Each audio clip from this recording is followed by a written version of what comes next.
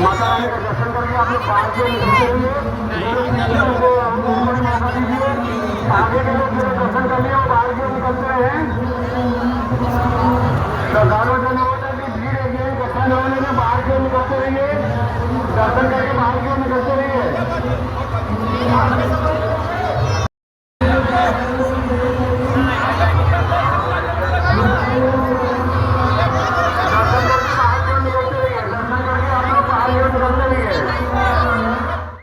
समय के प्रवाह में एक ऐसी घटना घटी जिसने संपूर्ण सृष्टि को हिला दिया। एक दिन दक्ष ने एक महान यज्ञ का आयोजन किया जिसमें समस्त देवताओं और राशियों को आमंत्रित किया गया, परंतु शिव और सती को निमंत्रण नहीं भेजा गया। महादेव, जो ये जानते थे कि निमंत्रण न भेजना केवल एक अपमान था, उन्होंने सती को रोका, परंतु सती अपने पिता के प्रति कर्तव्य से बंधी थी।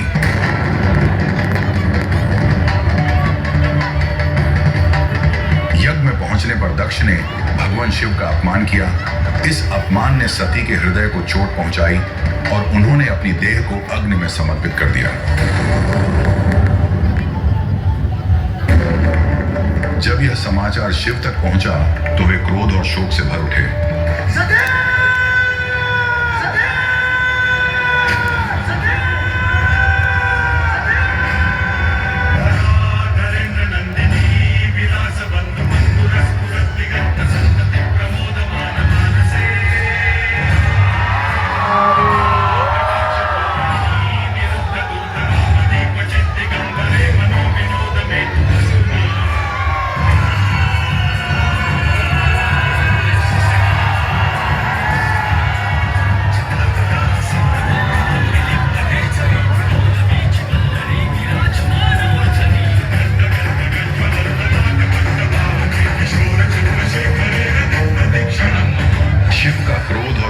ऐसा प्रचंड था कि संपूर्ण ब्रह्मांड डगमगाने लगा और संपूर्ण सृष्टि में असंतुलित छा गया। देवता भयभीत होकर भगवान विष्णु का आवाहन करने लगे। प्रणाम श्री नारायण। नारायण, कहीं महादेव का तांडव प्रलयकारी ना हो जाए।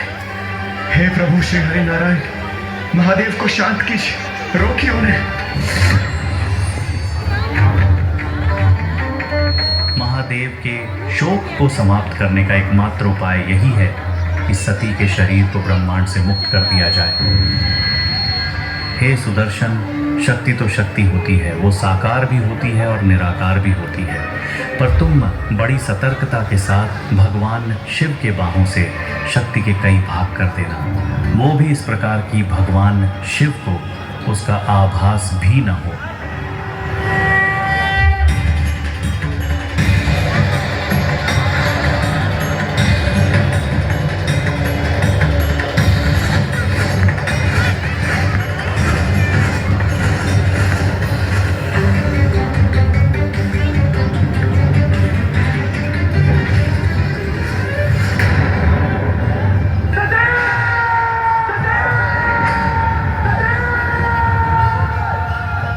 विष्णु ने सती के शरीर को सुदर्शन चक्र से विभाजित कर 51 टुकड़े कर दिए, जो पृथ्वी के विभिन्न स्थानों पर गिरे। जहां जहां ये टुकड़े गिरे, वहां शक्तिपीठों की स्थापना हुई। उन पवित्र स्थलों में से एक कामाख्या शक्तिपीठ था, जहां सती का निचला अंग गिरा। यह स्थल शक्ति और भक्ति का अद्वितीय प्रतीक है।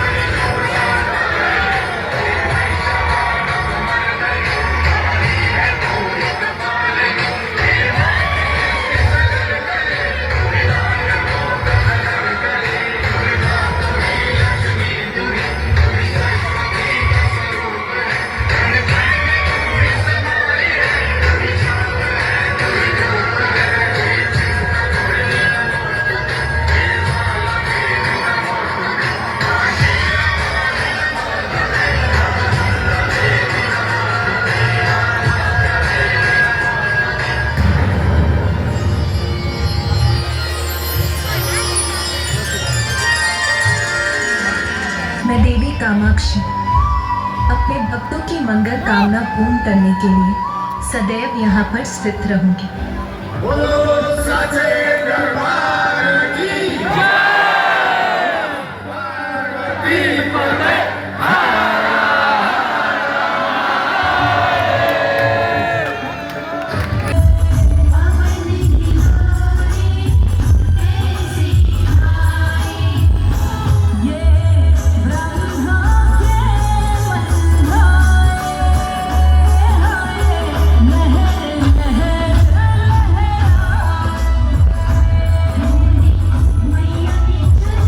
मैंने अनगिनत घटनाओं को देखा और अनुभव किया है।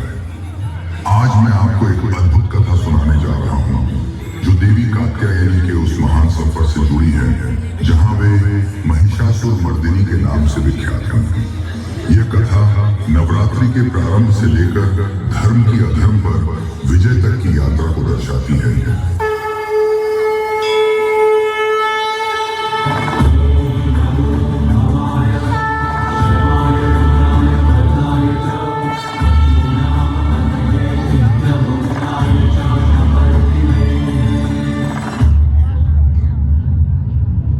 ये कैसी लीला है महादेव, आपकी अनुमति भी है और मेरा प्रयास भी। इसके उपरांत भी मैं आपकी परिक्रमा क्यों नहीं कर पा रहा हूं महादेव? परिक्रमा भक्त और भगवान के मध्य अटूट बंधन है ऋषिवर। भक्त के रूप में आप पूर्ण हैं, किंतु भगवान के रूप में मैं अपूर्ण। मेरी परिक्रमा करने से पूर्व अपने इष्ट का वास्तविक स्वरूप जान लो भृंगी। वो कभी पूर्ण पुरुष नहीं है, उसका वाम अंग पूर्णता पार्वती तुम्हारा आराध्य अर्धी महादेव नामक ये ईश्वर वास्तव में अर्धनारेश्वर है, अर्धनारेश्वर है, अर्धनारेश्वर।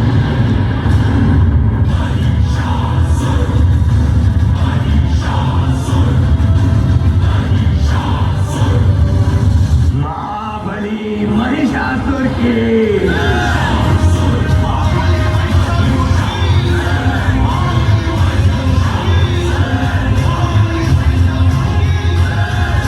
मुझे कोई नहीं मार सकता, ना ब्रह्मा, ना तुम और ना ही स्वयं महादेव।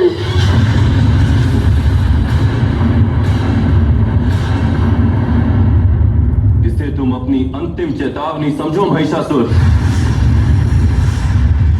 और मैं कहता हूं आगे बढ़ो महिषासुर। आज ब्रह्मलोक और वैकुंठ के साथ साथ कैलाश के भी स्वामी बन जाओ।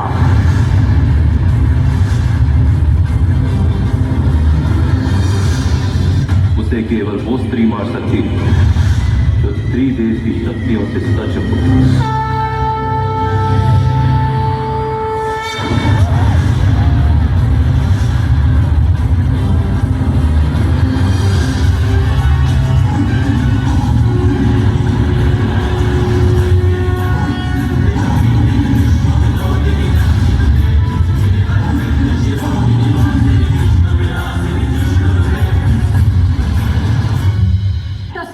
कवच पहन लो या वरदान का अमृतपान कर लो।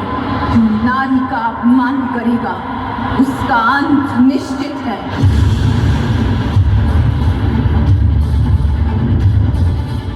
जो नारी को हीन दृष्टि से देखेगा उसकी दृष्टि सदा के लिए बंद होगी।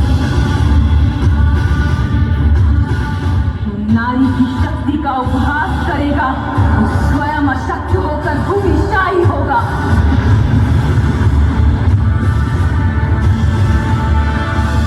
जब जब नारी के अपमान की प्रवृत्ति जागेगी तब तब उसके अंत को शक्ति जागेगी।